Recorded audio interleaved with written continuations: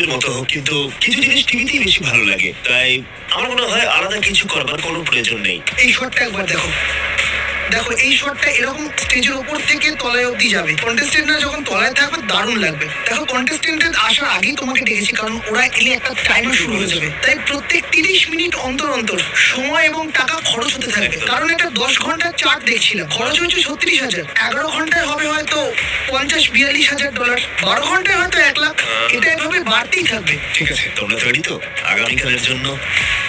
তোমার কি মনে হচ্ছে কিছু ইমপ্রুভ করা দরকার আশপাশটা দেখে? আমি বলতে চাইছি মানুষ হয়তো এটা বুঝতে পারবে না, কিন্তু বিচ গেমসের এই সিজনে আমরা অলিম্পিক্সের থেকে বেশি জিনিস ব্যবহার করেছি। কিন্তু আরেকটা জিনিস আমি তোমাকে বলতে চাই যে গত বছর আমাদের বাজেট অনেকটাই বেশি ছিল এবছর, তাই তুমি ধরো, হ্যাঁ আমি অনেক জিনিসই এদিক ওদিক দেখতে পাচ্ছি, কিন্তু এবছর আমি ওভার বাজেট হতে চাই না, একেবারেই নয়। এটার কারণ কি? কারণ তুমি তো যা প্রয়োজন তার জন্য প্রচুর খরচ